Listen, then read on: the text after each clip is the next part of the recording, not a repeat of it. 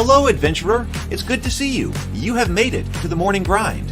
Welcome, welcome. It's the live stream at the beginning of the Geekverse, where we talk about all types of topics in geekdom, gaming, and fantasy, with an emphasis on being constructive and creating the things that we want to exist in the world. It's all on the grind, Sizemore. Can't be too fine, can't be too coarse. That's exactly right. There are a lot of adventures to be had today. Dungeons to explore and monsters to slay, and who knows what a random encounter might send our way. That's why we have to prepare, so settle in now for the morning grind with your favorite beverage in hand. Tea? Or maybe something a little stronger. I've got a few bottles of the old Wynyard left. Whatever you want. Pull up a chair. Dude. If you're feeling fancy, how about a cappuccino? Or a frappuccino? Or how about an espresso? Just tea, thank you. Sounds good to me, Gandalf. Whatever you want. I'm just glad you're here. Everyone is welcome. You can just watch if you want. You don't have to worship anything you don't want to worship. Thank you, Mike. But be forewarned. Sometimes we get really strange characters around here. Wait, what's that you say? Why can't you come and be a part of the stream? My wife would disown me. Oh no, I bet she'll be fine with it. Come on in. Am I scared for my safety? No. What are we supposed to do? Everybody do the secret handshake.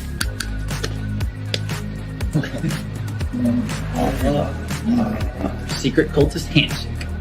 Oh, now do wizards who love each other. This, my friend, is a science. I still don't have gifts, but it's fine. It's all on the grind, son. Can't be too fine, can't be too coarse. Dude, this would be a sick place to bring the band. Indeed it would be, Dave. It really would. I'm seeing more people coming in. Welcome, glad to have you here. Oh look, here's someone new. Is this the cultist meetup? Yes it is. Come to hang out? Please accept me. I have nothing else. Okay, we accept you. Everyone's welcome here. Brought some snacks. Well, that makes things even better. You want some coffee? I don't drink coffee. You sure? It's cultist coffee. What makes it cultist coffee? I'm a cultist and I'm drinking it. Oh. Then I'll have some. What exactly is going on here? I'm seeing more people coming in. Welcome. It's so great to have you. Oh, and look, here comes another stranger. Can we help you? Yes, fellow cultists. I could really use some food. Oh yeah? Welcome. We have donuts. Oh, it's me. I'm glad I'm here. I'm sure you have a few questions for me, though. What's your name? Who do you work for? What god do you worship? Great questions, Rob. I'm Steve King, and I worship Nyarlathotep. No, not really. I'm just Heath, and I won't be worshiping anything this morning. But I will be your host. Welcome to the office. We're going to have a great time. I've got my coffee ready, because now it's time for the morning grind. If you could become a fish, that would be amazing. Then I could command you with my mental fish powers. Good morning, everyone. Welcome to my home. Welcome to the office. Welcome to the morning grind. Good to have you this morning. I hope everyone has had a good weekend and, well, is in the middle of having a good weekend. I hope you still have a great weekend. For the rest of today, I was working yesterday. I finished off those few things yesterday that we were talking about online for the Shadowdark VTT. And then I took a break yesterday and I started cleaning the house. One of the next things that's going to happen is I can get the house in order, but I stopped. I was like, all right, well, I've come to the end of the project, and then was cleaning the house.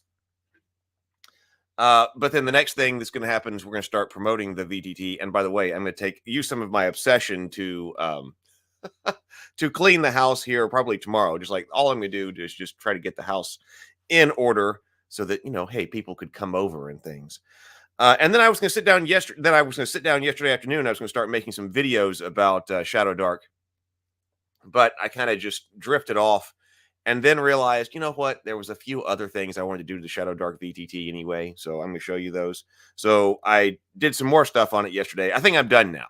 So I thought, hey, we should use the VTT and do like a combat example, because we've had that idea here on the Morning Grind before to like run some different combat examples and different role-playing games and learn how they play, learn how they're different, learn what we like about them, what we don't like about them, because we've read through a bunch of stuff, but we haven't actually been doing any kind of examples. And I had thought about doing that originally physically, but that's probably why it hasn't happened, because okay, get out the miniatures, got to clean off the desk here, got to have a place to play, get the auxiliary camera set up, and then try out different games. But that really hasn't happened, probably because of the physicality. But then I realized, hey, wait a minute, now we've got a digital environment. We should do that kind of thing with the Shadowdark VTT. So we're going to see how to play. I got the rule book sitting right here. We'll take a look at the combat chapter, and then we'll see how long maybe some first level heroes can last. That was kind of what I was thinking about doing. So why not? Why not? And then we're going to move on to other topics. I had another breakthrough last night in dice mechanics for Fated Edge. I'm excited about that, but that's still several projects away. We got to go through the Cultists first. Speaking of which, other things to do. I do have to get my let's see who all is here. Let's say good morning. I didn't say good morning. Hey, Jason. See, we got Jason here, and Lynn. Good morning. Charlie. Good morning. Oh, Hardly Paranormal is here. Good morning. Good to see you. I'm glad you're here for this. The Shadowdark people can keep me straight here. BGD, good morning. Good morning. So then I did reach out, and I messaged BGD this, but I reached out to the index card RPG people to see about the integration of their virtual tabletop into the coffee shop. Because I was originally, when I was planning out 8 different games, I thought we should have 2 RPGs, and I know that people like the index card RPG around here.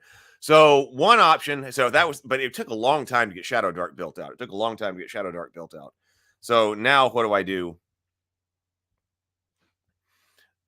It was going to be the index card RPG. If their stuff integrates well, and this is not something that I'm coding, so it really has to just really slide in and work, then we'll import the index card RPG, and that will be easy. If not, then I'll probably build that one out, but we're just going to see. But on the other hand, I don't think we need it right now for getting the coffee shop started anyway. We got 7 different games, including 1 RPG, which is Shadowdark, so that's probably enough to get this started with. So let's see. James is here. Good morning. And Zero the Blade. Good morning. Good morning. Lynn says, I've been crunching more numbers for my analysis of character skill on dice roll outcomes. The weather here sucks. It's a good weekend to stay inside and nerd out. I completely understand. Hey, Robert. And hey, everybody. I was watching yesterday while I was just, I guess that was while I was cleaning the house. I was checking out Robert's channel, and Robert was talking about crowdfunding and comic books. Robert's part of a comic book network where they're designing comic books and talking about the independent comic book industry. And so Robert was on live stream yesterday talking about not only crowdfunding, not topics that I thought were not only relevant for crowdfunding comic books, but also could be generalized to crowdfunding a lot of different creative things. So please go over there and check out Robert's channel. All right. So I was going to say I've got to make up thumbnails on Table Talk. What we have upcoming is here's the link. We've got Star Trek. One of our last episodes on Star Trek coming up Tuesday night. We're going to try to hit the highlights or the lowlights of Generations and Star Trek First Contact with Doug. And then Cameron will be with Doug and me next Thursday talking about the state of heroines in fantasy and other feminine heroes of in film and TV and books in the context of the Heroine's Labyrinth on Thursday. So we've got Table Talk Tuesday and Thursday next week. BG says, not to derail, but I talked with your ICVTT contact early this morning. When you say integrate with the coffee shop, what are your key operational goals for that? What functions do I need? Well, it's got to be really basic, because the reason that the playingcards.io integrates very well is because I can bring up a web browser. So one of the things is that it needs to be web browser based, because I'm not sure. what its situation is, because this is not something that I'm coding. So if it doesn't just work, then it doesn't then it doesn't work. But the reason the playingcards.io works really well is because it's just browser based and doesn't require any type of login. You just give somebody a number, the URL, and then you go right to it, and that brings up inside the coffee shop software. The reason some of the other VTTs don't work for that, because the coffee shop is the one that runs the video call. So you sit down at the table, that connects your video call, and then you open up your window inside the shop, and then you're able to play. If it doesn't work, if it like requires Steam, that's one of the reasons the tabletop simulator wasn't working for that, is because the virtual tabletop. I mean, right? I was like downloading Steam, so I was getting to the tabletop simulator by Steam. So I can't route Steam through the coffee shop. So it has to be browser based. I think that's why Alchemy was working. There was some other things, like, was it Foundry? Foundry wasn't quite working. But I would have just built a bunch of stuff out in Tabletop Simulator, I think, because obviously it's got a whole bunch of functionality. Now, on the other hand, it might be more complicated, but it's got a bunch of functionality, but it's inside another independent program, and that doesn't work. So I don't know if that's, but I think you're confirming that it would. I think you're in business then, because VTT is 100% browser-based and players log in with a simple click to play Game Link. That's what I thought I remembered when I was playing with you. So that's why I was thinking it might work, and that's why I at least wanted to reach out. And we'll be doing that this afternoon and stuff to see, because that would be great to have that, because I really enjoyed that particular VTT experience. So if it happens to be easy and work, because I don't have any control of the code bases of any of this, that would be fantastic. Hardly Normal says, First Contact is the best Star Trek movie. I will die on this hill. I know a lot of people love it. So that's probably going to be part of this discussion, because some people online, when I'm watching other things, other YouTubers talk about Star Trek, they talk about a lot of people say how much they love First Contact. I've got critiques of it. Good morning, Stray. Good morning. BGD says, you can build out individual games in ICVTT as a GM and export everything with a simple save file. Should be able to help you. Okay, perfect. Perfect. That would be fantastic. It would be great to have another option. And it would also be great now that means that we'll have to have certain tables that are set up to go to that one. Because I've got the white boxes set up in the table in the coffee shop that connects you to playingcards.io. So there'll have to be a different color box, which is not a problem, but there'll be a different color box that takes you to the index card, the ICVTT. So we'll see. I'm hoping that works. Yes, thank you, Stray, for posting the Discord link. So if you are here and you would like to be part of the Ravenkeep Discord server, please click in and join us. Okay, so that's going on with Table Talk. So then the Cultists, we're still headed to this. Like I said, I'm a little bit behind because the Shadowdark took me longer. But the Cultists, I'm going to start working on its RPG and its board game. The Cultists is my web show.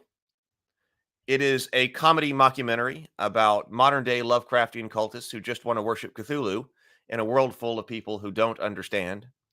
The first 3 episodes are up here. I'm going to plan out a launch schedule, because I'll be releasing new episodes as like a premiere, and probably maybe integrating some of that with Table Talk.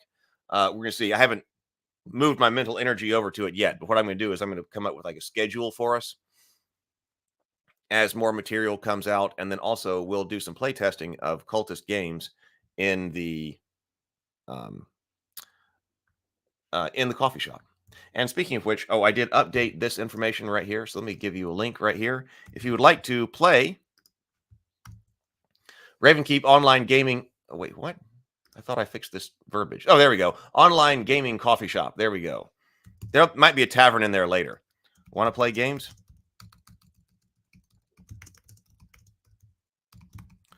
So I did update my verbiage here. So let me know if you want to play in the coffee shop, if you want an invite. I'm going to do a test. Now, see, here's the problem. I was thinking, we should do a test then next week, because I was thinking about doing a test with about 10 people this weekend. But I wasn't ready because I was still getting the Shadowdark up and running. But then next weekend is the fan weekend at Neutral Zone Studios. And I'm kind of leaning toward going now. So if I go down there, that's going to take my entire weekend, though. Of course, there are only so many weekends, and things always happen on top of one another. Of course. So I got to think about that. I'm not 100% guaranteed I'm going down there, but I'm kind of leaning toward going. So if I do that, I would leave here after the morning grind on Friday, drive down there Friday, stay there Friday night. And then when the fan weekend opens at Neutral Zone, this is the reconstruction of the 1960s Enterprise. And then the Ray confirmed that I can stream from there. So then I would run the morning grind from there on Saturday. I'm leaning toward doing it, but I don't know what that means with the test of the coffee shop. We'll just have to see. Anyway, and then here's our Shadowdark VTT, which, by the way, you'll notice that I put on some pictures of rope. I'll tell you about that here in just a moment. Well, I was wondering about that. James says, let me know when you decide to definitely go. I'll see if I can swing it too. It'll be fun. It would be fun. Yeah. Well, I thought about that, and I should go ahead and make that call relatively soon. We can make it a Geekverse meetup for anybody who happens to be in the Kingsland, Georgia area, which it's like as far away. Of course, I'm in Alabama. It's in Georgia. When I heard it's in Georgia, I was like, oh, it's in Georgia. Cool. I can get to Georgia. It is as far away from me as you basically can get. I got to go to the Atlantic Ocean in Georgia. But so if you're on that side, if you're around Georgia or northern Florida, it would be really easy to get to. It's basically just a day of driving for me. Any further, and it would not be something I would do, as a kind of on the fly thing, because I don't want to spend an overnight road trip, but that could be done in one day's drive. We'll see. All right, let's do our morning ritual here.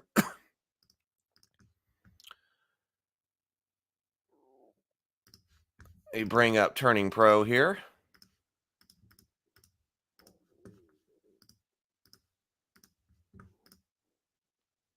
Yeah, I know. You said 10 hours, and I thought, yeah, it's going to be longer. Yeah. Yeah, that's a long drive for you, James.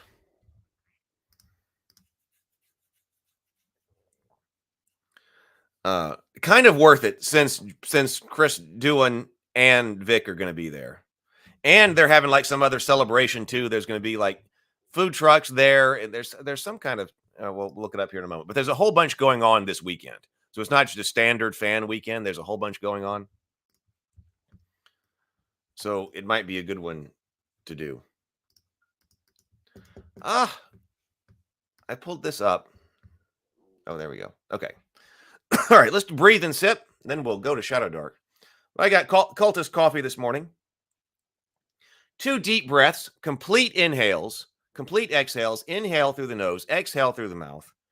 Then we're going to take a sip of our favorite beverage. Everybody together. Everybody got your coffee. Everybody got your favorite drink. Here we go.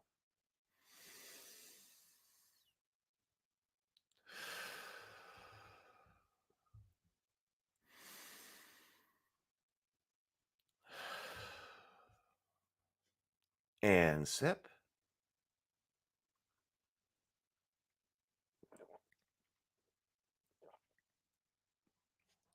All right. All right. All right. Stephen Pressfield, Turning Pro. He says, the professional lives in the present. The amateur spends his time in the past and the future. He permits himself to fear and to hope. The professional has taught himself to banish these distractions. When Stephen Sondheim makes a hat, he's thinking of nothing else. He's immersed. He loses himself in the work, and he is in the moment. The professional defers gratification. I'm guilty of checking my email. Are you? We're crazy. What do we imagine we're going to find in our inbox? The children who were able to sit for 3 minutes with a marshmallow on the table in front of them without eating it were awarded with 2 marshmallows when the experimenter returned. But that's as crazy as inbox watching. Krishna said that we have the right to our labor, but not the fruits to our labor. He meant the piano is its own reward, as is the canvas, the bar, and the moviola. Fuck the marshmallows. All right.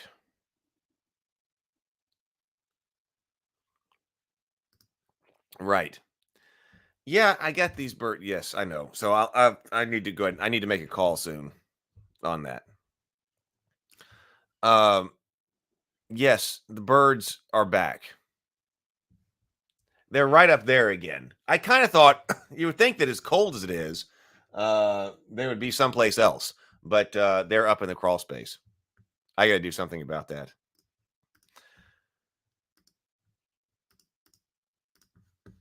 You know, birds fly south for the winter. I never realized that. You just hear birds fly south for the winter. So as a kid, I always thought, oh, birds are flying south for the winter. But always thought of that as south of me, right? I mean, I don't know exactly where they fly. But you know, I was always thinking, well, south of me. I never really conceived, you know, I'm here in the south. Birds fly south for the winter. That means they must fly even further south than where I am. But that I realized that my girlfriend, I had a girlfriend from Pennsylvania, and she heard that birds fly south for the winter. So she always said that as a kid, she thought they were all down here. She thought that we were like inundated with birds, like every winter down here in Alabama and Georgia and Mississippi. We're just like inundated with birds. All the birds come here for the winter. Yeah, if they haven't gone anywhere by now, they're staying put. All right. So the first thing, I want to run like a little combat test. So now this is actually now my version 1 of this this layout. The thing that I did last night, I spent more time on it. Maybe arguably I should not have. But I did because I was going to record a video, and when I sat down to record the video and I didn't have images on the cards, I was like, I really should have images on the cards if I'm showing this off. So I did. So now we've got version 1 here. Now I've got images on all of the equipment cards. So you can see we actually have a rope, a grappling hook, iron spike, rations. So they look better now. Torch. They do look better.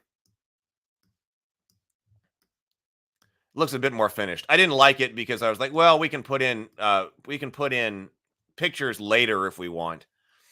But then I was like, that means there's something that's not actually done. And my philosophy this year has been to just be obsessed with something until it's done. And so I didn't like the armor because the armor, when I tried to have colored pictures on them and they were tiny and I didn't really like them. So I did change up the armor, mithril mail here. So I've got images. I like that image of the shield here. So I think it does add something to it. It makes it look a little bit more finished.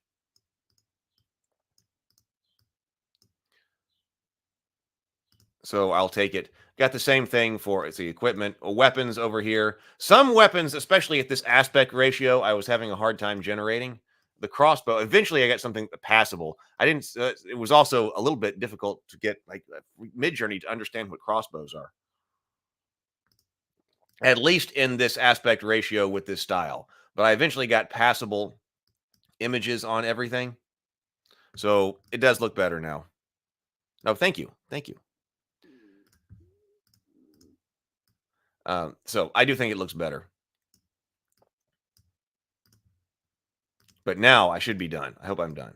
All right. So what I thought we would do here is that also I'm going to record something this afternoon, or probably as soon as I get off the stream here, start putting out stuff about this VTT. All right. So what I was going to do is I thought we should just take a classic number of adventurers and try to just see how long they last, playing out some combat as they're like surrounded by a horde or something that's coming through. Take some small monsters. I don't have spider. See, what have I got? I got spider. I got rat. I got kobold. Thug. I probably have goblin, don't I? I think I do. Orc. We got orc. We got guard. Yeah, goblin right here. So what if we're under attack by some goblins and some skeletons or something? Put them in the center here, like they're in Moria, surrounded by goblins, and see how long they last. Try to put together. Good morning, PH. So what kind of classic heroes can we take into this dungeon? And probably what I'll have to do is open this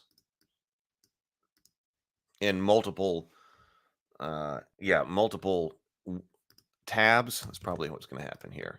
So I'll need a tab for everybody and a game master. It's like opening up 5 tabs.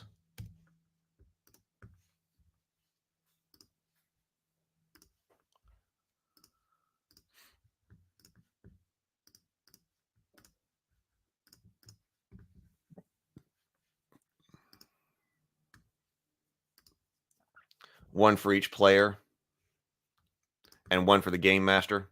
So who do we want to take in? Let's take this out right now. I definitely want a wizard and a cleric because I want to be able to do the spell casting. So the dwarf was a very capable fighter. See, the cleric is going in. So cleric is going. Let's go ahead. We'll put things we don't need over here. So we'll make this the cleric. Yeah, okay. We'll make this the... Whoop. I just learned something.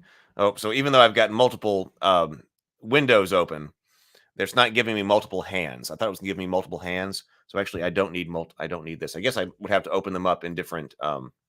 well, this is a good test. What if I open it up in a different private tab? Just to test. I'm going to try a private tab. I'm going to see if this gives me a different hand down at the bottom. I would think it should.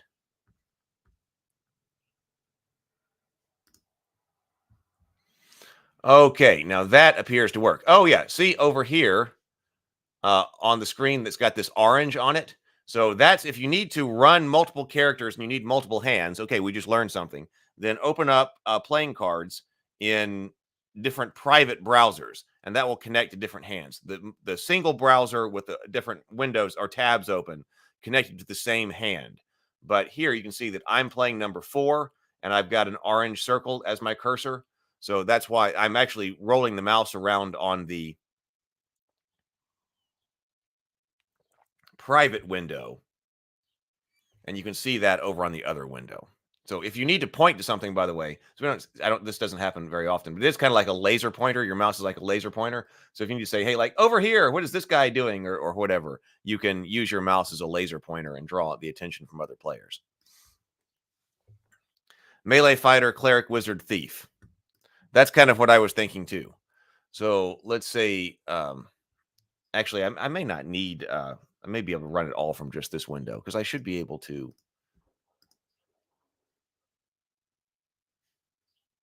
Yeah, I think I should be able to just run it all from this window. Okay, so cleric, we are taking. Actually, let's take this. I kind of like this as this dwarf. So we'll take this dwarf. We'll take. We need to take this wizard here. Now I got 2 different wizards. I got the cult initiate wizard who is human, and then I also have.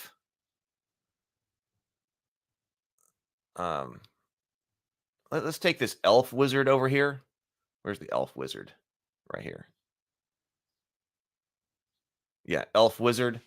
And we got to pick spells for them.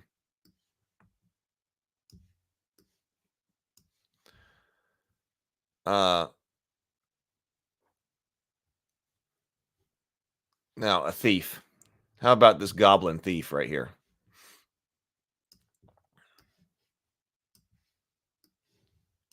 All right, so we got our characters here. So all these guys can get out of the way.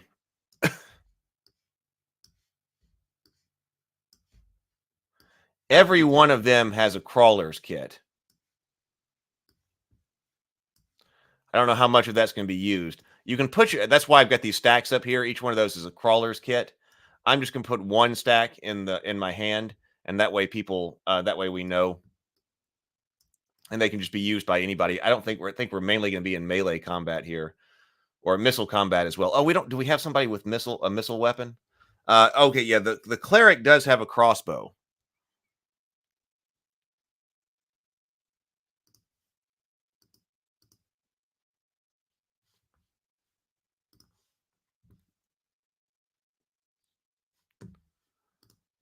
Why are we not zooming in on the character sheet?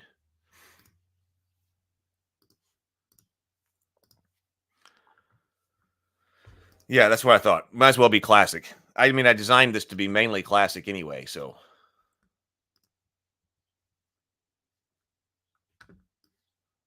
Might as well lean in.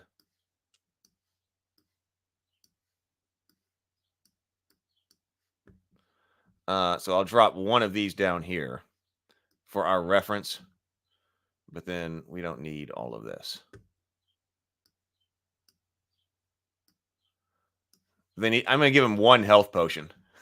Who's carrying the health potion? What if the... which one is this? There we go.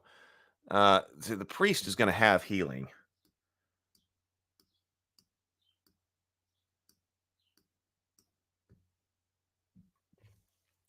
What if the dwarf fighter is carrying the healing potion?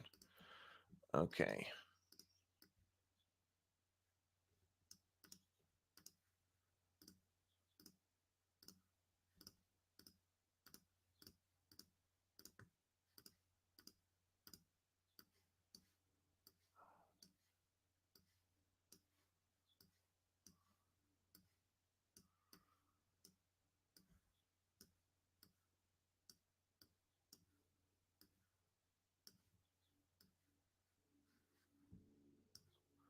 All right.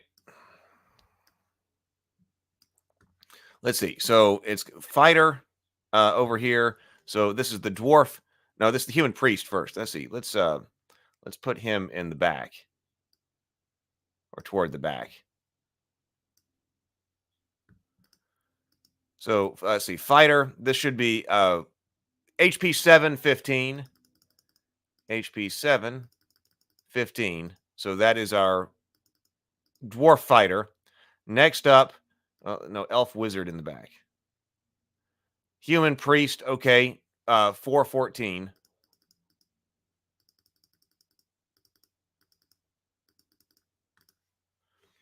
Then the thief, goblin thief, 515.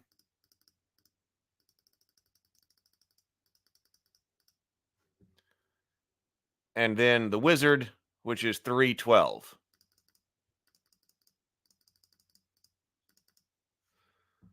These guys all go in the middle here.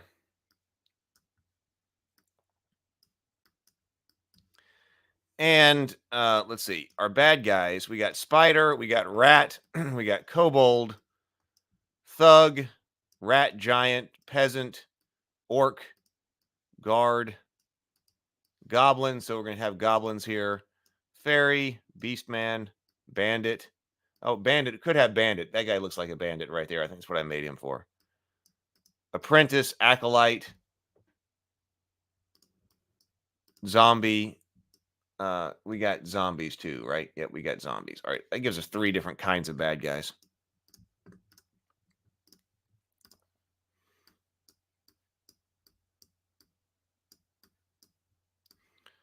So these can get out of here too.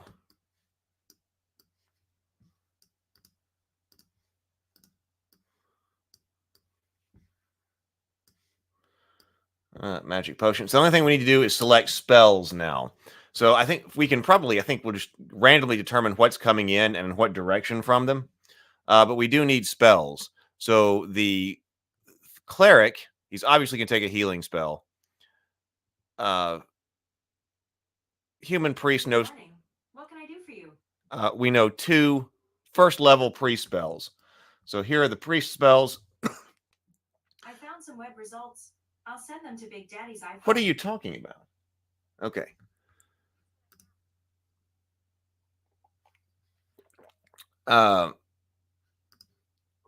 Cure wounds. That's going. That spells, see. A priest instant spell, close range. Your touch restores ebbing life. Roll a number of d6s equal to 1 plus half your level rounded down. One target you touch regains that many hit points. So it's going to be 1d6 hit points. Holy weapon. That one might be a good one. You touch one weapon you touch is imbued with a sacred blessing. The weapon becomes magical and has a +1 to attack and damage rolls for the duration.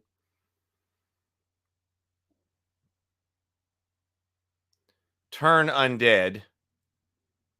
Oh, turn undead, he gets free. Because turn undead, you know the turn undead spell. Okay, we're going to have zombies here, so that's a good chance to see the undead spell. You know the turn undead spell. It doesn't count towards your number of known spells. So how do we turn undead? You rebuke undead creatures, forcing them to flee. You must present a holy symbol to cast this spell. Undead creatures within near of you must make a charisma check versus your spell casting check. If a creature fails by 10 points and is equal to or less than your level, it's destroyed. Otherwise, on a fail, it flees for 5 rounds.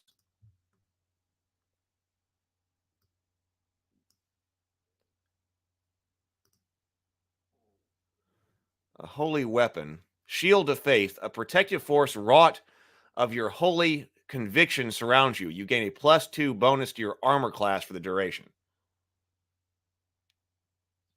That only helps him. Protection from evil. For the spell's duration, chaotic beings have a disadvantage on attack rolls and hostile spellcasting checks against the target. These beings also cannot possess, compel, or beguile it. When cast on an already possessed target, the possessing entity makes a charisma check versus the latest spellcasting check. On a failure, that entity is expelled. Light. Oh, yeah, somebody's got to have a torch. One object you touch glows with a bright, heatless light, illuminating out to a near distance for 1 hour of real time. Who should be carrying the torch? The priest has a shield and his mace, so he's not going to be carrying it. The fighter also has the great axe. Oh, and a shield, right? So great axe and shield. So he's two-handed. I think it's going to be the thief. Yeah, let's give the torch to the thief there. But the other cleric spell, protection from evil. We're not going to need light here. Shield just protects him.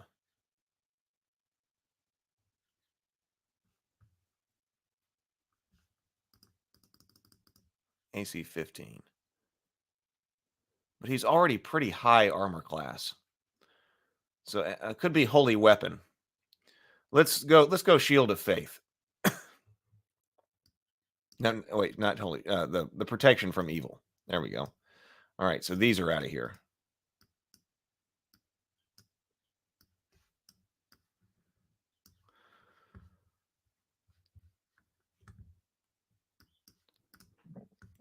Now, the wizard. The wizard needs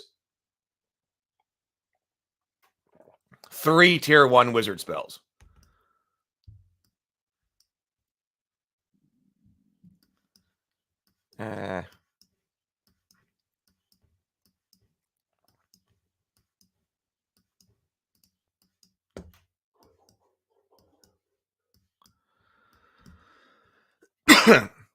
And we get to choose one to have advantage on. That was what he rolled. So, alarm. I don't think we need that. Magic missile. I think magic missile he should definitely take. This is combat oriented, so perhaps burning hand. So magic missile says you have advantage on your check to cast this spell. A glowing bolt of force streaks from your open hand, dealing 1d4 damage to one target. Oh, so we don't want to choose magic missile as our one to get advantage on, because we already have it. Burning hands. You spread your fingers with thumbs touching, unleashing a circle of flame that roars out to a close area around where you stand. Creatures within the area of effect take 1d6 damage, and flammable objects catch fire. That could be useful. Detect magic, feather fall, mage armor. Mage armor is going to give us an armor class of 15. The wizard has an armor class of 12. So we could do armor, floating disc, hold portal, sleep. Now, actually, sleep might be a good one. Protection from evil, the wizard also has, but the cleric has protection from evil. And light as well. So let's take magic missile. Let's see, burning hands, alarm. We don't need alarm. Sleep says you weave a lulling spell that fills a near-sized cube extending from you. Choose a number of living creatures in the area up to your level. Those creatures fall into a deep sleep if they are level 2 or less. Vigorous shaking or being injured wakes them. Oh, I thought that was going to allow me to knock out more than one guy. Choose a number of living creatures in the area up to your level. Those creatures fall into a deep sleep if they are. I just have to cast the spell.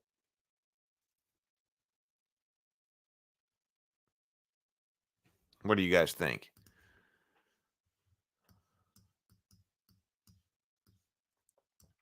Definitely going magic missile and burning hands.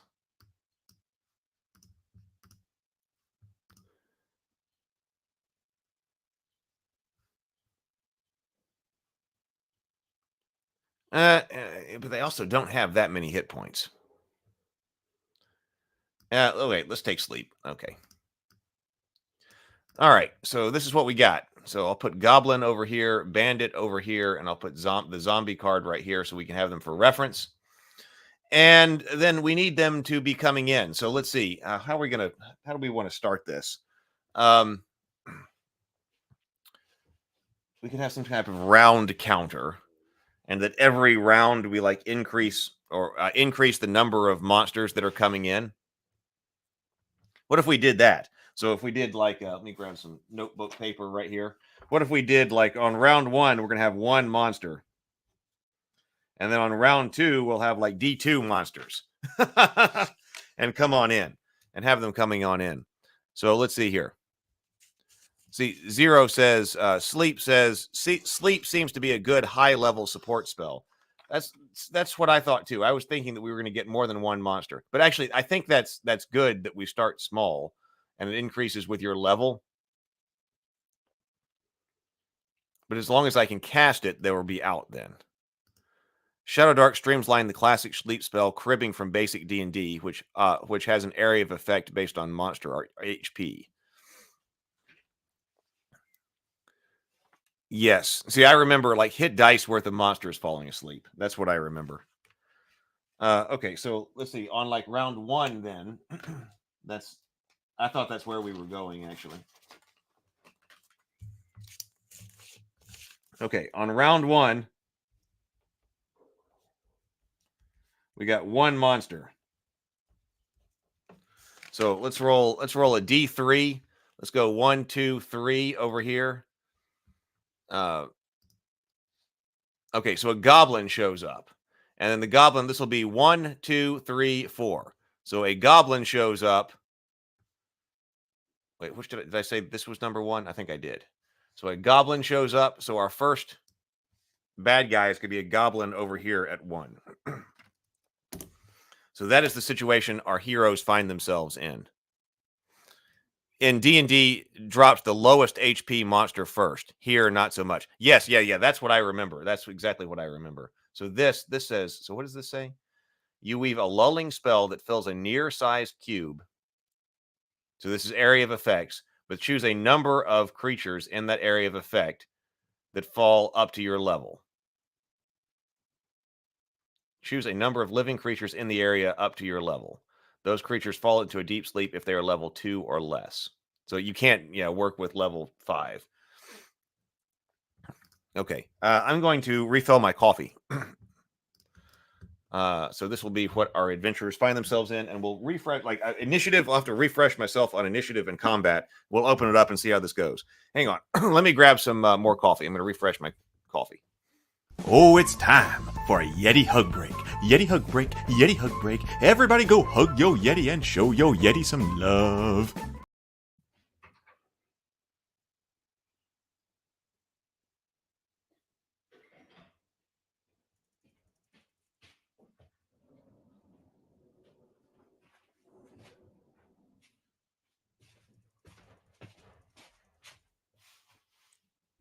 All right.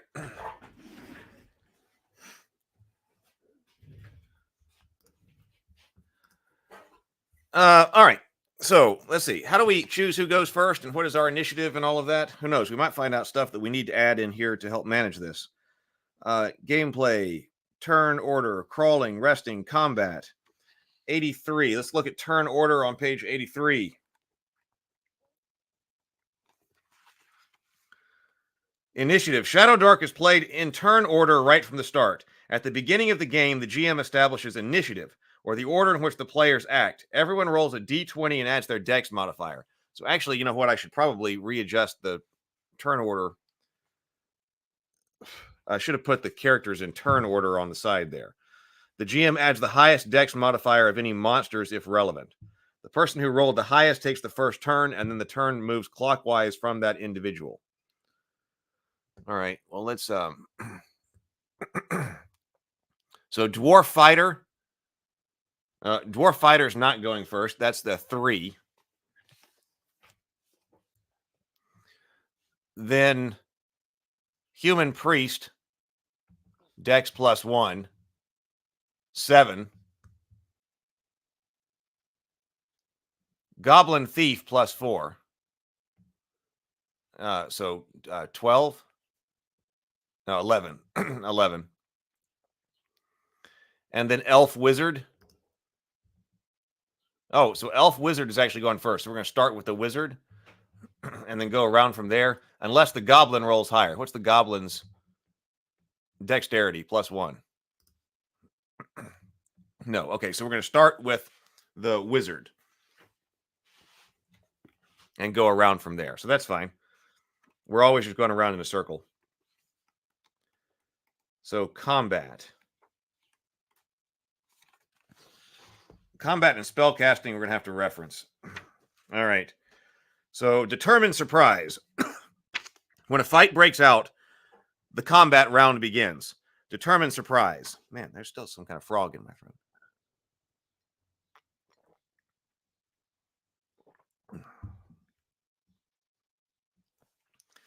The GM determines if any of the creatures are unaware of each other.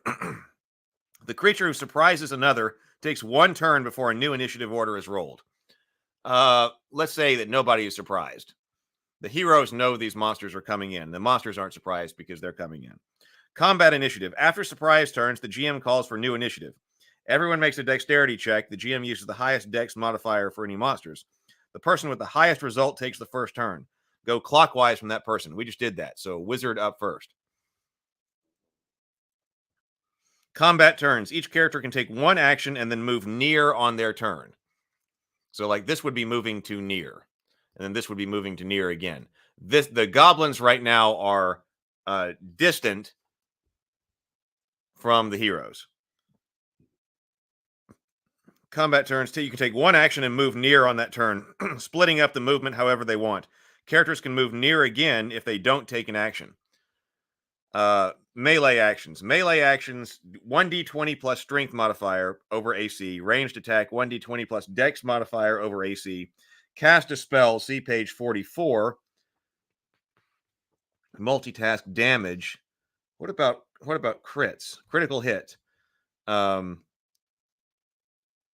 you deal a creature a hit on a roll of a natural 20, you double your dice damage. For a spell, you double one of its effects. Okay, so we got the Wizard up first. The Wizard should definitely cast a spell. That all seemed pretty basic as far as combat goes. But spell casting is different. To cast a spell, we need to determine which one of these spells the Wizard is going to have advantage on. So he's already cast Magic Missile with advantage. So let's have him have Burning Hands with advantage. I'm going to set that marker on top of Burning Hands so we remember that one's cast with advantage. To cast a wizard spell, you must roll 1d20 plus your intelligence modifier. Priest must roll 1d20 plus wisdom modifier. The DC to successfully cast a spell is 10 plus the spell's tier. So these are all tier 1 spells. So our spell casting ability is going to be 11. That is a lot of randomness. What is our intelligence modifier here for the wizard? Intelligence is +2. We're going to be 50-50 basically on a lot of spells, it seems like. We're going to be 50-50 on a lot of spells. Our wisdom modifier over here, Nope, that's Goblin Thief. Is +1. So yeah, we're going to be doing a lot of 50-50 spells. For this experiment, you could just take them. Yeah. So we'll just start down at the bottom though, and then go up in that order, as if they're sitting around on the table that way. All right. So now we know. If I need to reference that, it's over here. All right. Let's get started then. All right. So the wizard. What kind of spells can the wizard cast? Because magic missile. What's its range? Far. Oh, the wizard could reach out and touch the goblin. Probably should do that. Tier 1. Duration instant, range far. You have advantage on the check to cast the spell. A glowing bolt of 4 streaks from your hand, dealing 1d4 damage to the target. Okay, that sounds perfect. So the wizard can reach out and touch him with magic missile. So we said it's a DC, it's a D20 +2, but with advantage. So I'm going to roll both of those dice, and I'm looking for over an 11. We got it. Hey, look, we even scored a critical hit. So this is actually starting off well for our heroes. So let's double that let's double the damage. 1d4, which is probably going to blow this goblin away. So 4 points of damage. The goblin only has... Oh, the goblin has 5 hit points. Oh, I was expecting them to have a lot less than that. A goblin has 5 hit points. What did I roll? 4? Oh, so goblin not out. Hey, we could use these skulls to also indicate that. So this, like in Hero Quest, I was thinking of these as counters for round counters when the heroes are down. But actually, that puts 4 points of damage on that goblin right there.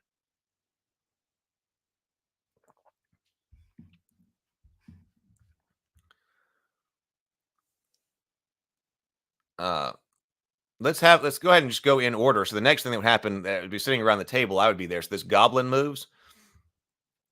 The goblins have an AC of an 11, HP of 5, attack 1, which for +0 with a club, 1d4, or a short bow. They can fire far at +1.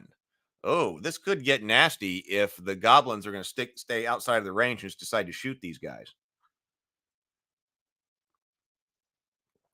Well, let's be a nasty little goblin and shoot. The elf shot at him. The elf shot him with a magic missile. So I have a feeling that the the goblin, would target the elven wizard. Not only is he a wizard who just shot him with magic missiles, but he's also an elf. Of course, the goblins might also be down on the dwarf over here. But let's have him shoot at the elf. So we're going to attack +1 with the short bow against the elf AC of 12. Oh, hit. Yeah, goblin not out. Goblin leaking vital fluids though. So that's so we were talking about being able to be one-shotted last time.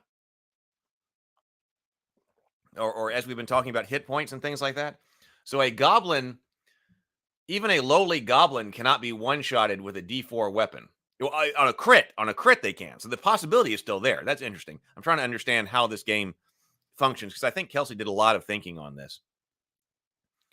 So a D4, so a goblin cannot be critted or cannot die from a D4 strike except for on a crit. And even on a crit, it's not guaranteed because that's what we did. So we hit, we rolled and we hit. I did roll that, right? But I was going to say, so I think it must be the kobolds that are down at 1 and things like that, and they have a smaller number of hit points. So the elf is hit. The goblin rolls 1d4 damage. 1 point of damage. So 1 point of damage to the wizard. So the wizard's down here. So let's, I tell you what, I should take the, just so I remember. I'll put this wizard right here, just so we remember this one's the wizard.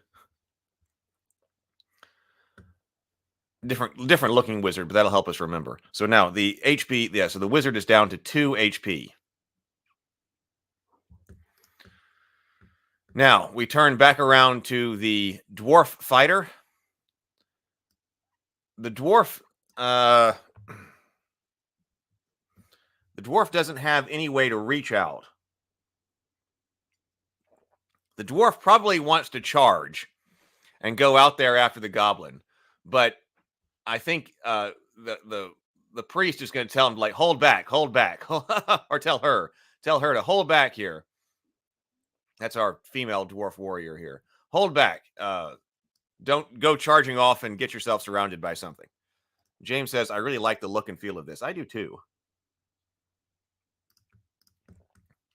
So the dwarf is going to hold back and defend the group because he's also the high AC person. The human priest does have a crossbow. So this is a great time to have a crossbow. So the priest is going to loose a crossbow. Oh, I do need to keep track of arrows. So this will be the priest's arrows over here. Oh, that's bolts. See, I grabbed bolt instead. Oh, this is fun. This is fun.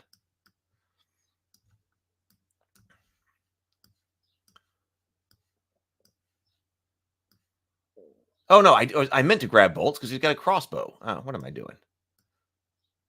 Not that it really matters. We talked about that. But all right, so we got crossbow bolts down here. So he does have 20. We'll see how many rounds they can last. 3, 4, 5. All right, so he's going to shoot with 1 out at this goblin. So that is a dex-based attack. It's +1.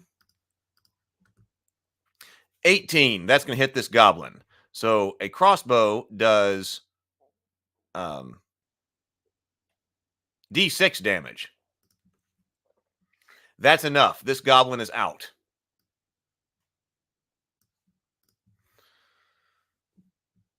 All right. So the heroes could run, but they're not going to run. But they're like, all right, guys, goblin incoming. Everybody keep running down Moria. Keep running down Moria.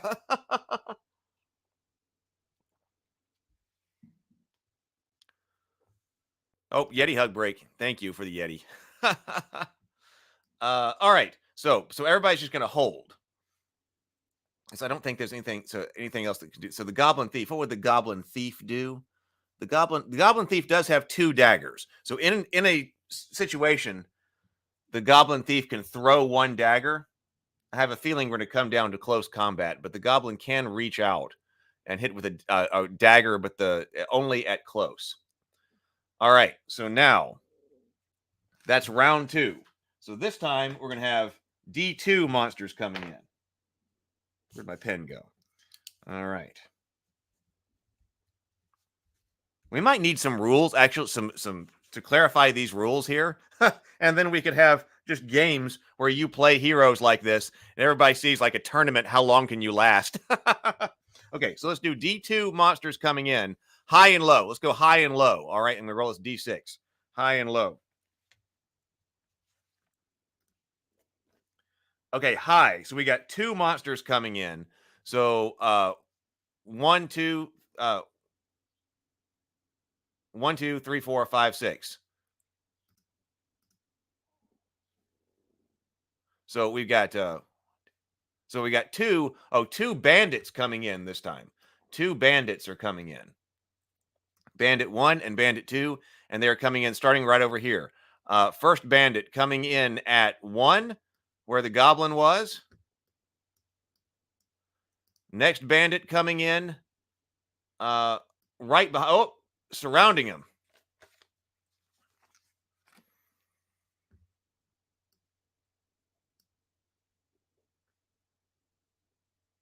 Let's see. So let's go. We'll start down here. So wizard is up again.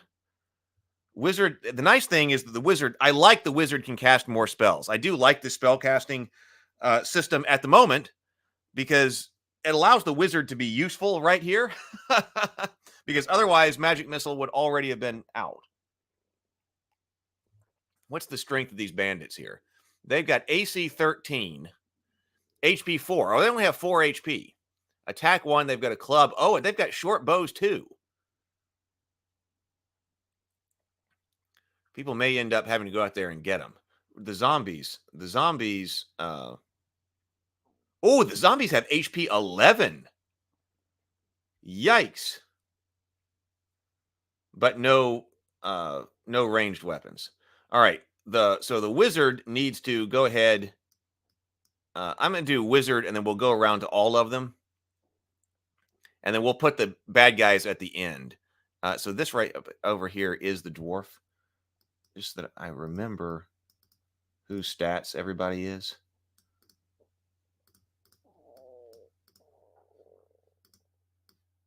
See, the thief.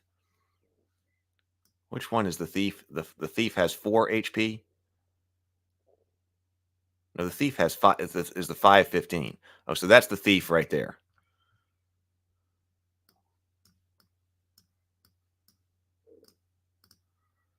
We didn't bring the half elf, the half orc berserker.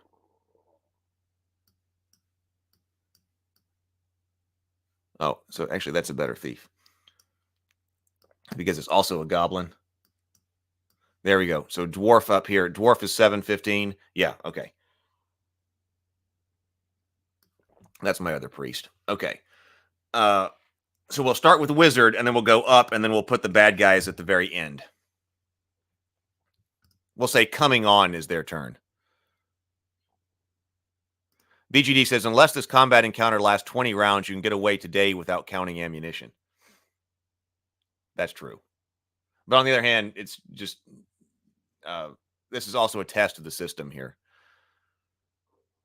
Why the sorcerer is better than the wizard in D&D, even with the limited spell list. Yeah, we don't have recovery rules right here, so I should make a call on that. The two bandits wear a similar and distinct mustache. They're called Bert and Reynolds. All right, this will be Bert over here. All right, so the wizard's going to cast Magic Missile again on this bandit that's incoming right here. So I get to cast with advantage. Cast, no problem. Well, I didn't mean to click that over. All right, so we're going to attack here. It's a D4 damage, 3 points of damage. So thief, so he is still not out. Once again, because we said that he's got 4 HP, right? He's got 4 HP.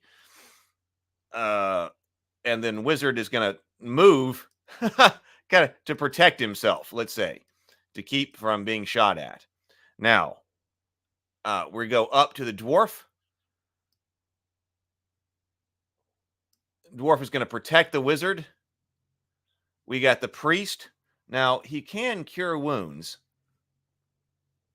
So he might as well. Oh, well, see, I guess the risk here is that if you fail to cast the spell, you can't cast it again. Is that the way that it is? Not critical failure. If you fail your spell casting check, oh yeah. Okay, so if you fail on 50-50, woo, so we've gotten 2 magic missiles off. This could get brutal because even though you can cast again, the limiting factor on this is going to be that if I fail my casting check, the spell does not take effect, and I cannot cast that again until I complete a rest. Something tells me I'm not going to be completing a rest very soon, so I've got that off. So I could cure. So that would be the risk. I could go over here and cast a cure on this wizard over here because he's down 1 hit point. But on the other hand, why would I do that if I'm basically a 50-50 chance of casting the spell and not getting able to use it again?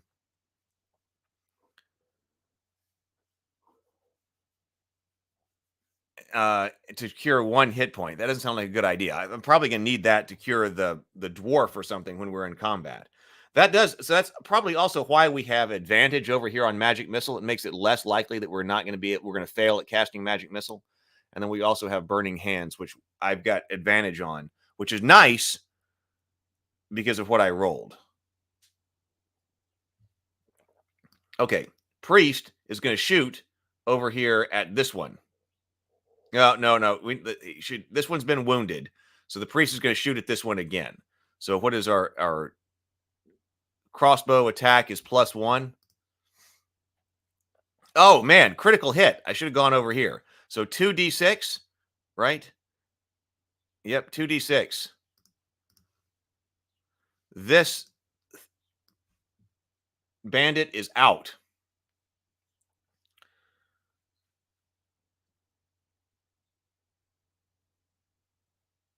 Thief. There's still not a whole lot that the thief can do. See, thief skills, you're trained the following: sneaking and oh, so backstab. If you hit a creature who's unaware of your attack, you deal an extra weapon die of damage. An additional weapon die of damage equal to half of your level rounded down. Oh, but you know what? The thief has, so the thief could run out and try to hide somewhere. But the thief has got the torch. Because this guy's going two-handed, this guy's going two-handed. I didn't see anything about whether or not like magic missile requires two hands or not. I see tier 1 instant range far. Because the thief could go out and try to hide in shadows so that when somebody comes up to try to sneak in on them. On the other hand, we got to have a torch. And I hope that this torch, am I illuminating them? That's something to think about. Let me see the ruling for light, because it might be the case that I can't even see those guys far away. I didn't think about that. I'm supposed to be paying attention to light.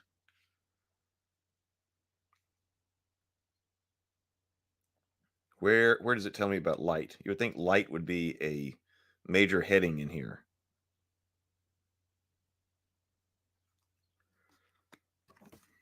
But I don't see it. Spell focus dying. Maybe it'll give me a reference under equipment.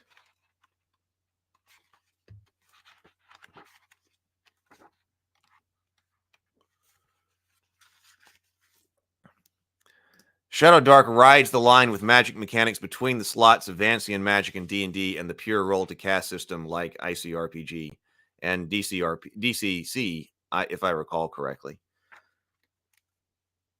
And there's a lot of rolling and cool stuff in DC RPG. Oh, where do I find light?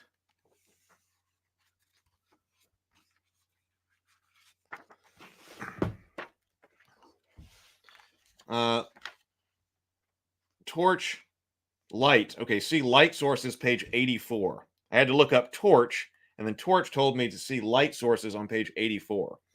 There's under crawling, light sources. Most light sources last for up to an hour. Oh, I guess I should be. So this is an hour of real time. We should have already started this counter.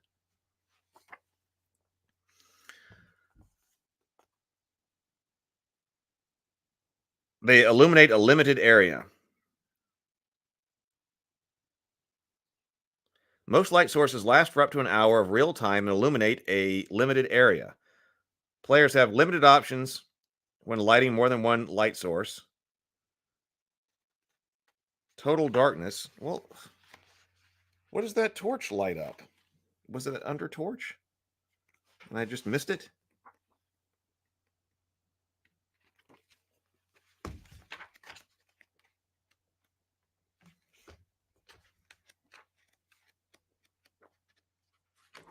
Gear. Torch. Sheds light. Oh, yep.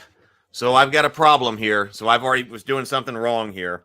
I was afraid of that.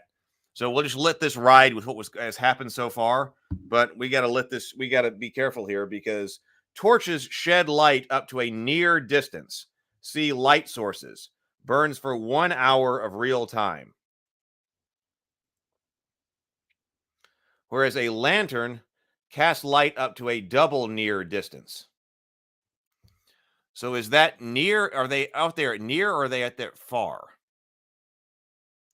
We've got an idea here of a double near distance. Now, I don't have a lantern, but it does bring up the idea that so the lantern casts light up to a double near distance. So I am not supposed to be illuminated out there at far. So I guess it doesn't matter whether that outside ring is double near or if it's far, because the weapons we were using would have reached out anyway.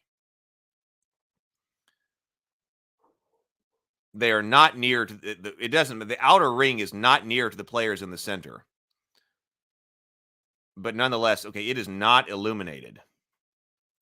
But they're illuminated. So I was doing that wrong. So these guys are going to have to... They can't shoot out there.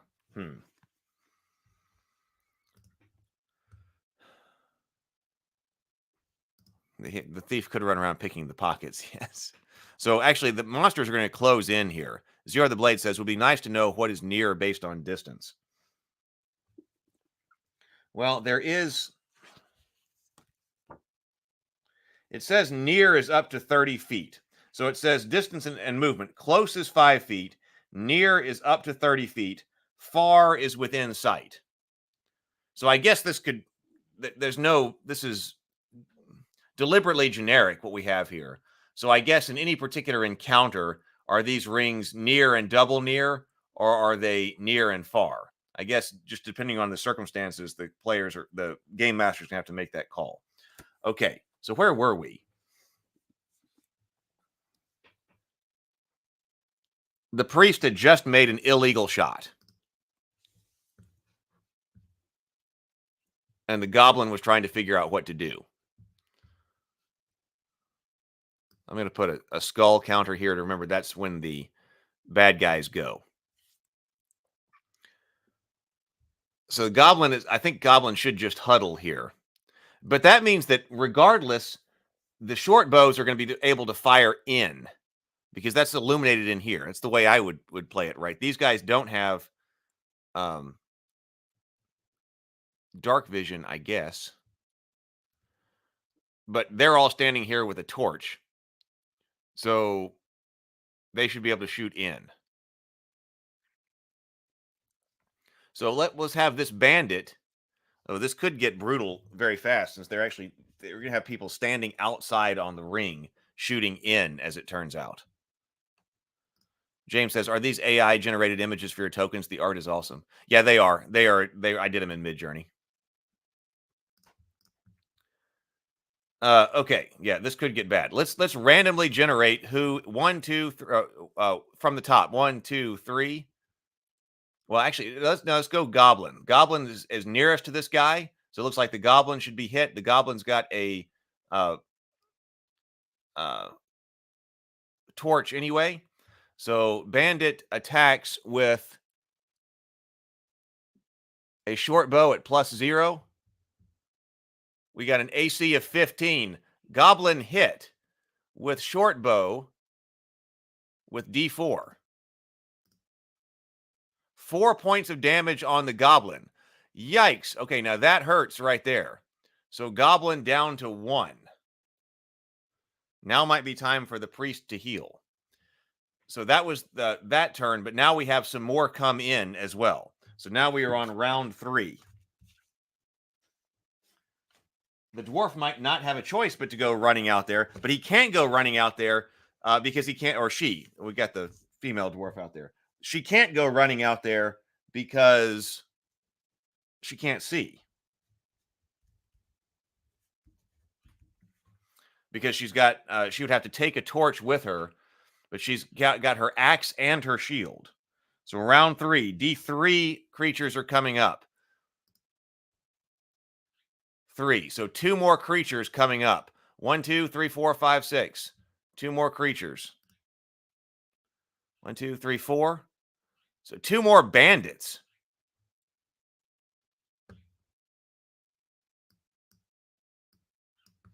Starting with 1 over here. Zone 2. Zone 3. Well, what are the heroes going to do? Okay, so we're learning quite a bit about Shadowdark right here because the heroes are going to have to advance.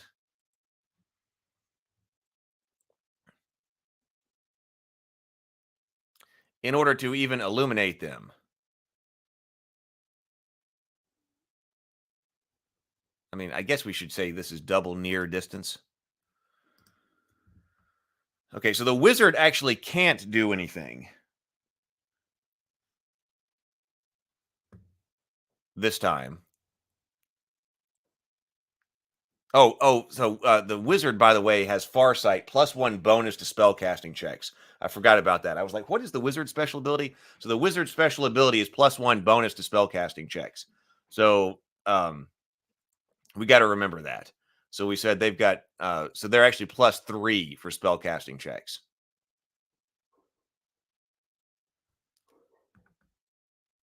The goblin can backstab. We haven't seen any undead for the for him to for the priest to turn.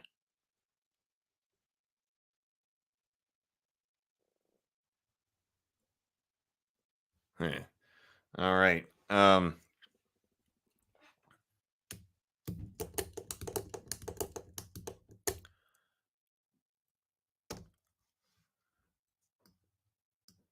Well, I guess if they're going to come up, then they should all move in the same direction, I guess.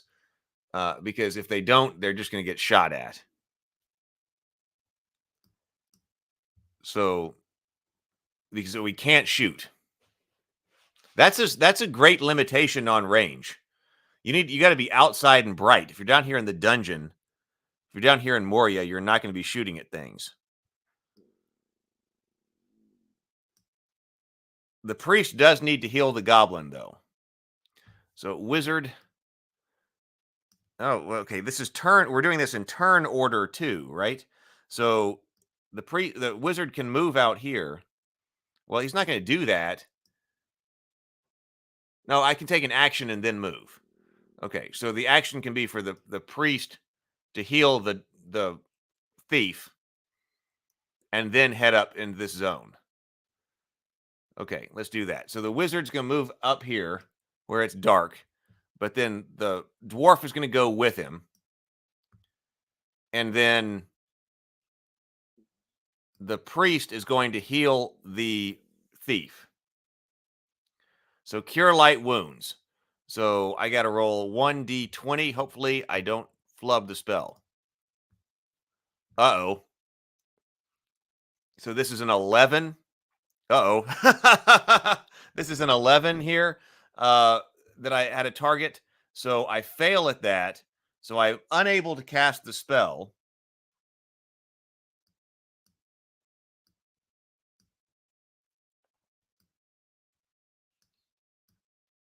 I'm trying to play with everybody in my hand here.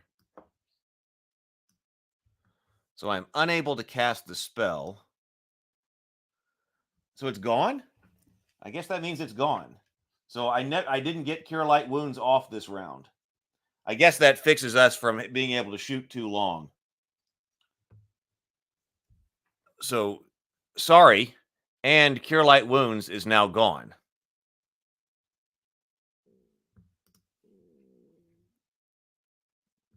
On a crit fail, the spell should rub salt in the wound. Yeah, I guess so. So I guess they're going to advance here, and then the thief will go with them. So now this is the zone that's illuminated. If this is double near, then this illuminates up to near. If this is double near from here, then now these two zones are illuminated. And this is illuminated. I do like this. Okay, but then it comes back around, and they're going to get shot at right here by all of these bandits. So this bandit right here, let's go elf. So this bandit shoots at the elf. Bandit. 7, 8. Okay, so that didn't hit the elf. This bandit right here, 2 will shoot at the goblin again. 15. Well, we have hit goblin. Oh, I think we have goblin down. Goblin down. 1d4 doesn't matter. Goblin down. No, now goblin has to roll for a death timer. So dying. Dying is 1d4 plus con modifier rounds, minimum of 1. On a turn, roll roll d20. 20 rises with 1 HP. Okay, so I'll put turn, and the torch falls to the ground. Would the torch go out? And if the torch goes out, they're in trouble. I'm going to just roll that it falls down. So that's still illuminated. The torch is still on, but it's fallen down by the thief. So now the thief has got to roll a death timer of D4. What's the thief's con? +1. 2. So the thief is on a 3 timer. I didn't mean to move all those.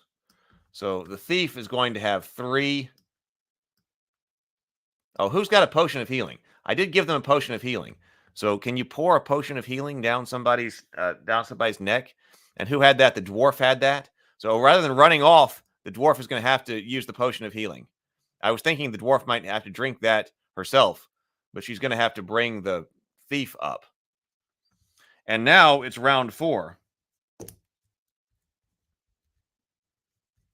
I was thinking they were going to be able to shoot a bunch more we're using this kind of style of play, but they couldn't see, so they've got to run off.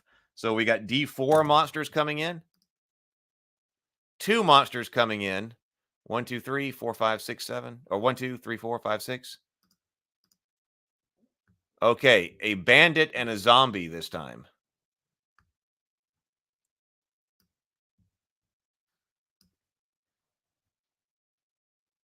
That's a zombie right there. So bandit is coming in at 4. And zombie coming in at 3. Uh-oh. This zone's not so good.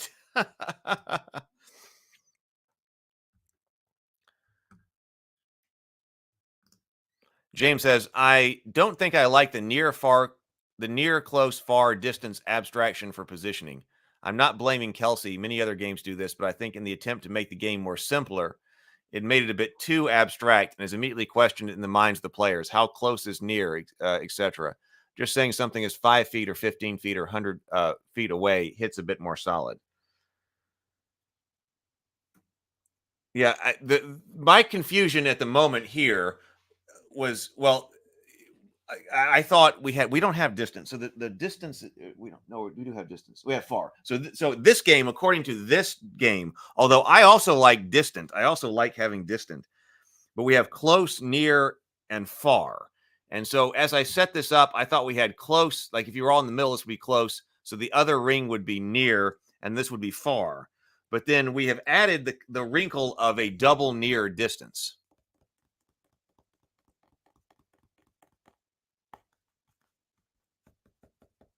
See, the zones, yes, I don't have a problem with this idea, but when I was talking about using zones, that would make it when I like the games that use zones. So if we were just saying zones, this would be zone 1. You know, this would be one zone in the middle. This would be a zone. Each one of these would be a zone, and then these would be zones on the outside as well. And then it would be clear that, oh, you're 2 zones away. Every time you can move one zone. And then, well, you could also put stuff on the outside ring to make stuff that's really far away. Len says, I'm not a big fan of this implementation of distance reckoning either.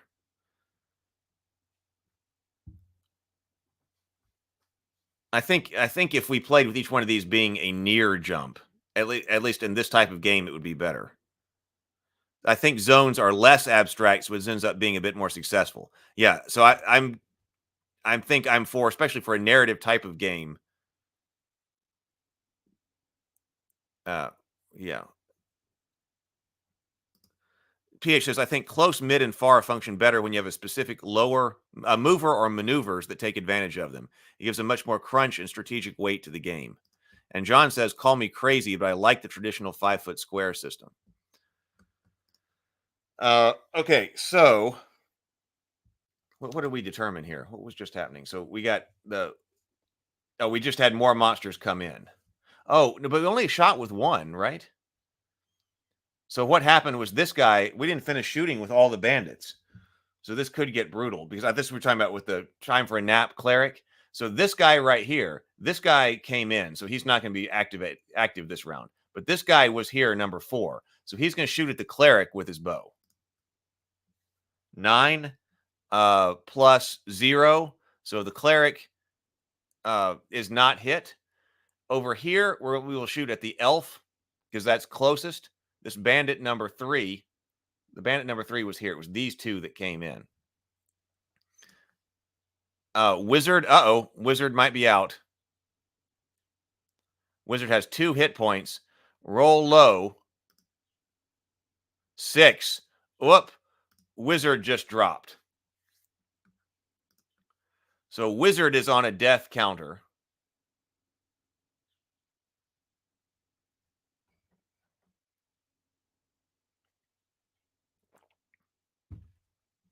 How many, what's the con of the wizard? Wizard has a +1 constitution. So it's on a death timer of 5.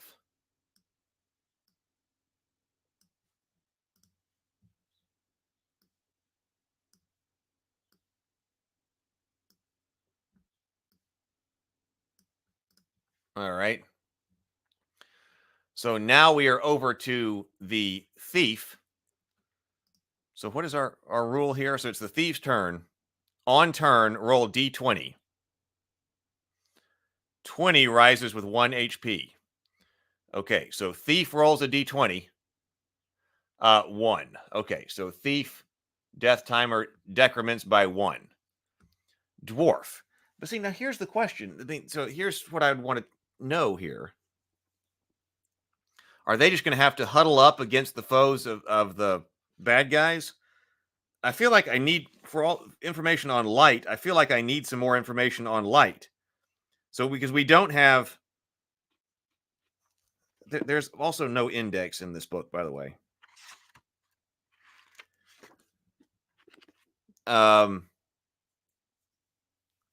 Like full illumination, shadowy illumination, dim illumination, because I would say, wait, torch illuminates 1 near.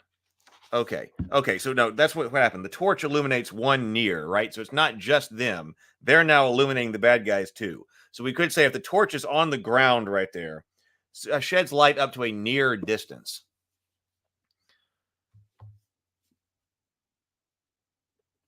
Then I would say they can charge. The dwarf is going in. You can't restrain the dwarf anymore. But not going to attack the zombie because the priest is going to try to turn the zombie. But the dwarf is going in to try to attack these bandits.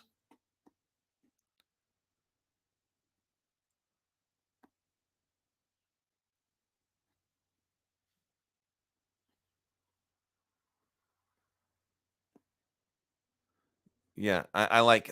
See, I like that. You can have the best of both worlds if you make it generic. Call it a space. Tell the player it's 5 feet or 1.5 meters, and let them work out as they see fit. Yeah, but the zones, like something like Zombicide. We were talking about Zombicide earlier, and Zombicide has the spaces where you don't worry about, once you're in the space, you don't worry about where you are within the space. So that's kind of like a zone kind of thing. That once you're inside there, it doesn't really matter where you are. You're close to everything. And each one of those is like a space or a zone. I kind of like that. All right. So dwarf charges in.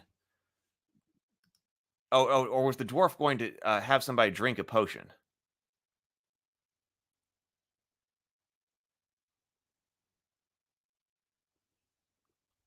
If the dwarf has got to have somebody drink a potion in order to get somebody up. Otherwise, this is going nowhere. So there is a potion. So the potion of healing. He's going to pour the potion of healing. I think it's most important to get the wizard up. So the dwarf is going to pour the potion of healing down the wizard's throat and restore 1d6 hit points. 5. So the wizard, that's up to full strength. So the wizard is now back to 3. So the wizard is up and back at 3. I think we're going to need some burning hands here on the part of the wizard. Should I have cast Burning Hands? No, Burning Hands is close. That's why I did not cast. Okay, so I could not have cast that. Oh, he probably should have stepped up and then... Oh, he couldn't see. He couldn't see. That's right. He couldn't see into the distance, but now he can. Okay, the wizard is back up, but our potion of healing is gone. That is all of our ability to heal. Now we come around to the priest, and the priest is going to try to turn that zombie. The zombies are bad news. So, zombie, turning the spell. You rebuke undead creatures, forcing them to flee. You must present a holy symbol to cast this spell. Undead creatures within near of you must make a charisma check versus your spell casting check. So, okay, so first of all, he needs to roll a spell casting check. So, it's his wisdom. He's rolled a 10.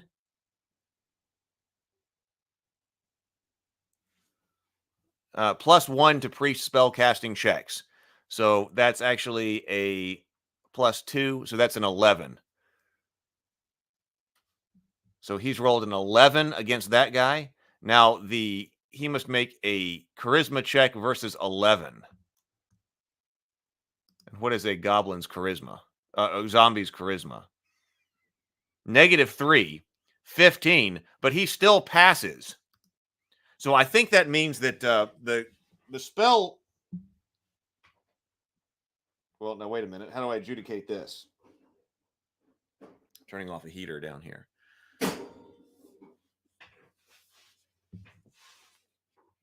Otherwise, on a fail, if a creature fails by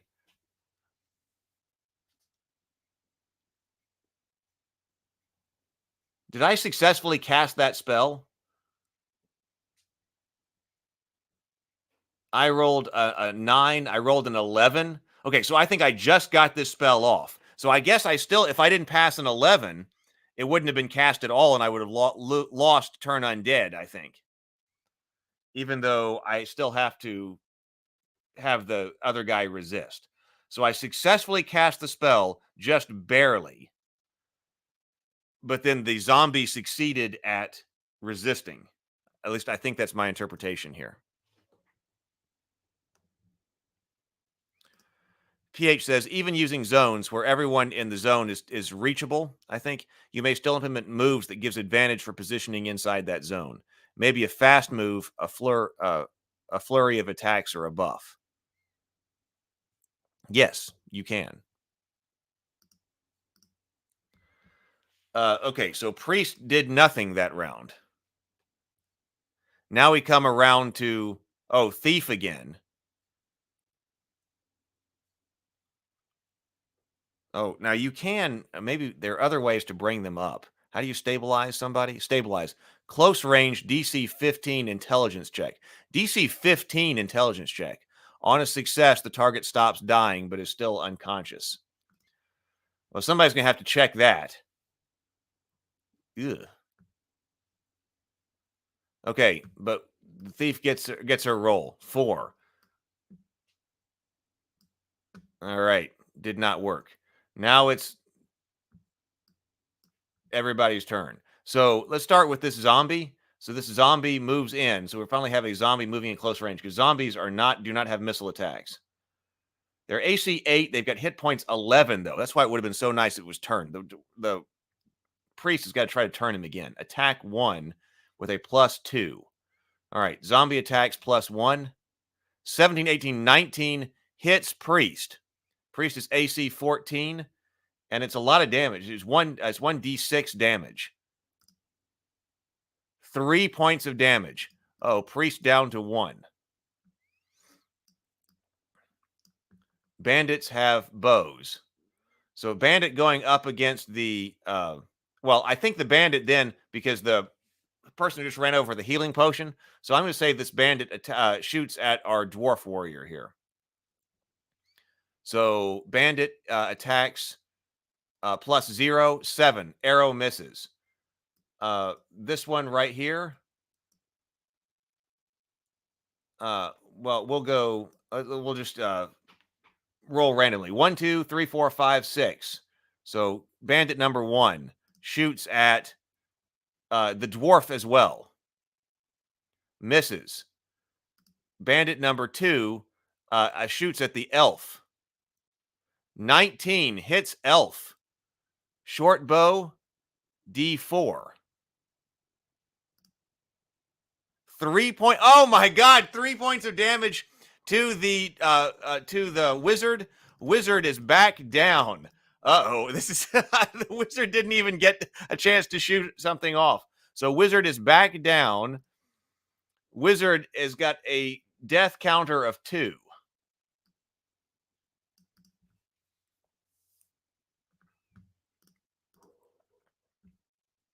So now it's the Wizard's turn. So Wizard needs to roll. Fails, or as in does not roll a 20. Death counter decrements.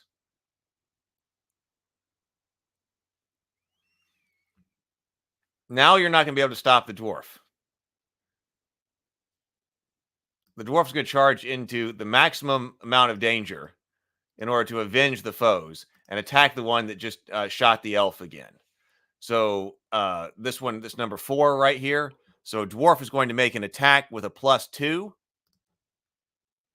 Bandit AC 16, so that works. Bandit, see, Great Axe is 1d8 + 1.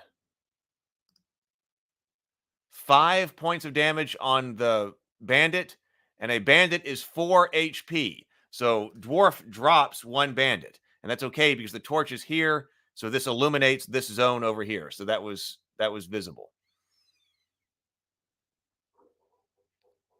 Oh, I didn't have anybody new come in, did I? That's okay. I think they've got plenty to deal with right here.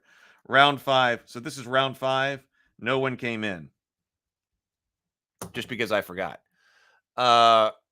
Otherwise, oh, and this guy down here, I forgot to move him too. He could have shot in. We'll just say he moved up and didn't do anything. I forgot about him. Running everything here. Oh yeah, so we said that. Okay, so that was dwarf who just charged in and killed that guy. It's priest turn now. Priest. Well, we got a decision to make because both of our other guys are dying this round. And it's an intelligence check. This potion of healing is gone.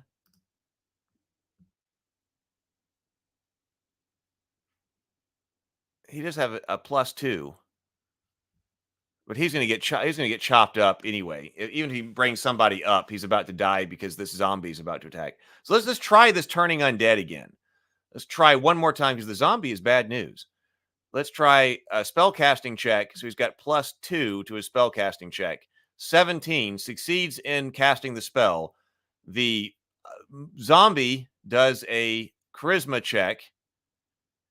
Fails that time. Okay, so the zombie failed. Otherwise, on a fail, it flees from you for 5 rounds. Okay, so this one has got to flee now for 5 rounds. So it's really going to be out of action. I need some kind of timer, something to put on him. So he's going to flee when it comes up to his turn. It's now Thief's turn. Thief gets to roll for a 20. Thief is now dead.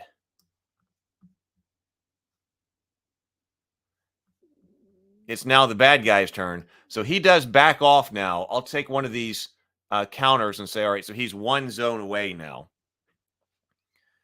Now, this bandit now has got a leather and shield and a club attacking the dwarf.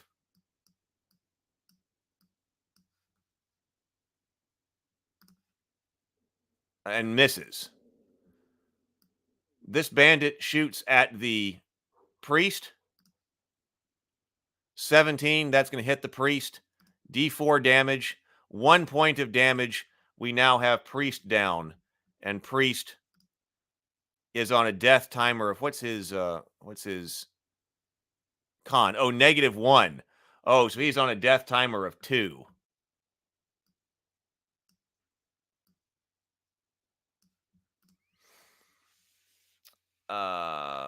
Now the dwarf does have to go out in a blaze of glory here. So that one's out. Wait, did the after that? What am I doing? Oh yeah, so I'm right here. So this is them shooting. So this one right here can shoot at the dwarf. Misses. Now it's the wizard's turn. Wizard gets to roll for a 20. Fails to do so. Wizard is out. Dwarf's turn. Dwarf attacks. 13, 14, 15. Yep, 15. AC, that's so he gets the bandit, hits the bandit, 1d8 plus 1.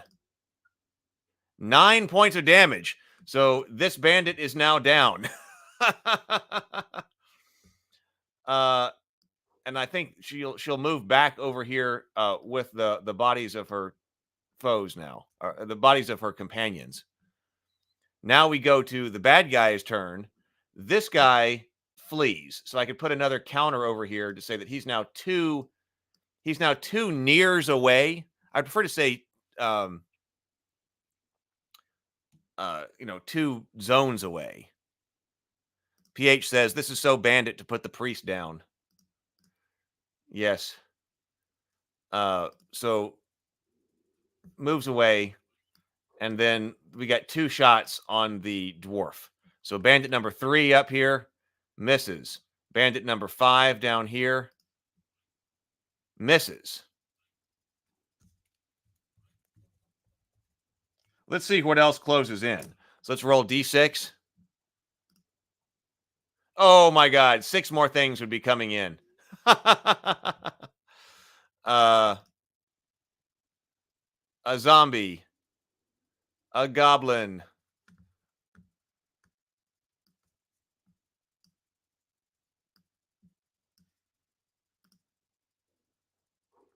a bandit. I'll bring bandits back to life over here. Another bandit. This was like the bandit's cave, I guess.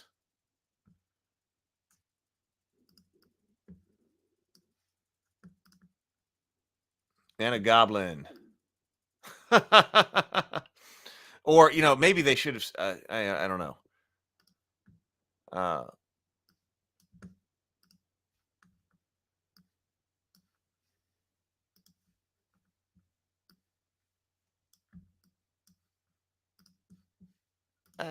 Let's see. 3. They like that direction. And 1. Okay, not that it's really going to matter, but okay, those guys appeared. So we got no wizard. Wizard's dead. Dwarf. Dwarf could make a decision again. Dwarf still has plenty of HP. I guess Dwarf will go back in and charge this goblin over here. Dwarf charges goblin. Rolls a 12. That hits goblin. Oh, no, wrong die. 1. Oh, missed that time, or failed to kill. So goblin is down by 2. So goblin is only half dead. Dwarf, priest. So this is the priest, right? Yeah. So the priest gets to make a death save. It'd be nice to roll a 20. Fails.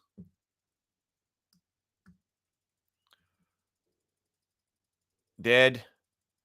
Now I guess we're going in for the dwarf. So goblin makes an attack. Goblin's attacking with 1 with his club, with a +0. So goblin misses. We got a bandit that comes in. Bandit misses. This bandit comes in. Bandit misses. This bandit comes in. I believe that. No, bandit is +1 with a club, so hits, and it's a club for a D4. 2 points of damage on the dwarf. These guys move in. This guy moves up.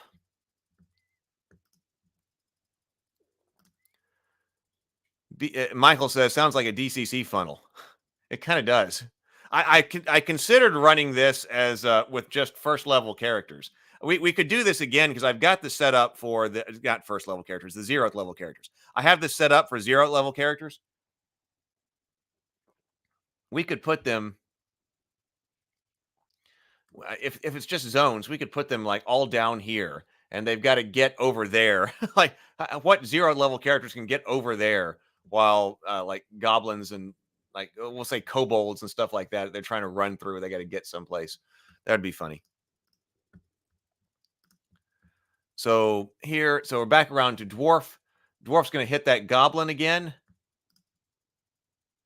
Misses this time. Priest needs to roll 18, misses that. So now the priest is dead. And now we're probably going to be closing in on the dwarf. So this bandit, 10, misses. The AC of 15 is nice. This goblin over here misses. This bandit misses. Bandit number 5 misses. Oh, we got another goblin over here. I didn't notice there was a goblin. So another goblin. I wonder if there's some kind of maximum number that can attack. 1, 2, 3, 4, 5. That's probably going to be like a max that can attack.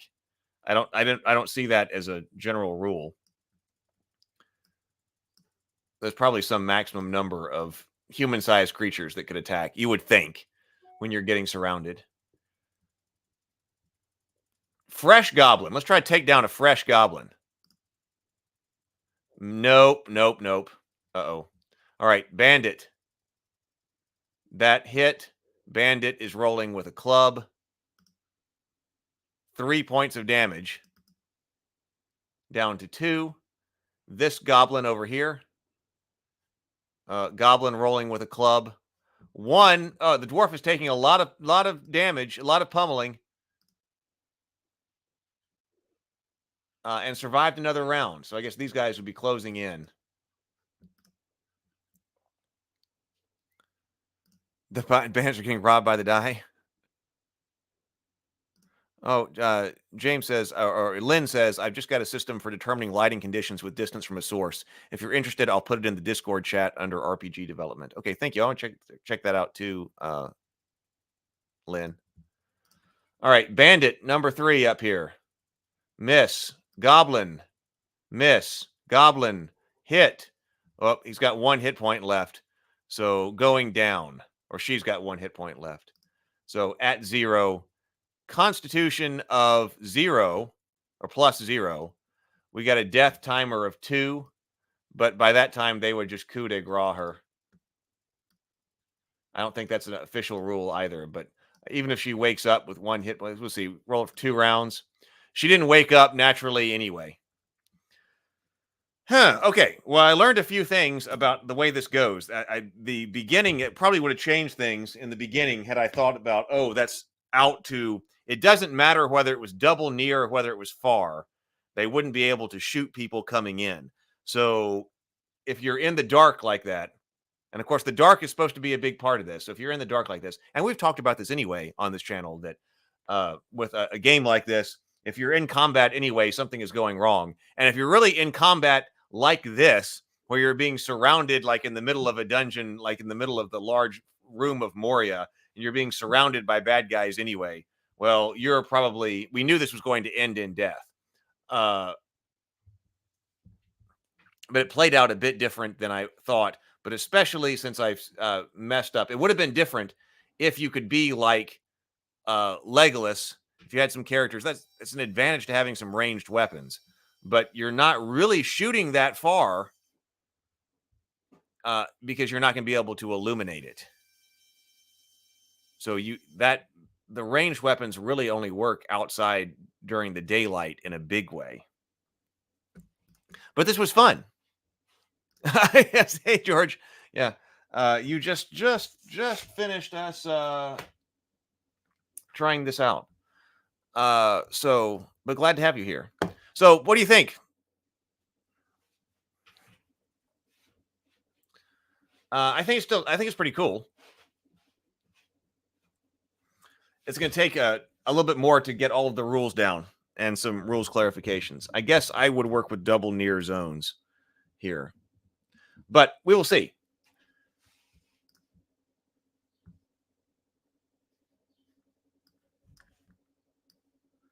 All right. I am out of here right now. I didn't have fun with this. I've been meaning to do something like this for a long time. So the digital tabletop has allowed this to happen in order to try out some different combat systems. So this was the first one that we've gotten to do. So I'm very glad it was here. And I'm glad that everybody was here for it. So yeah, as Robert says, seems like it will take practice. This is one that I built out. This is playingcards.io, and I built out a custom Shadowdark board for this. Or Shadowdark table for this.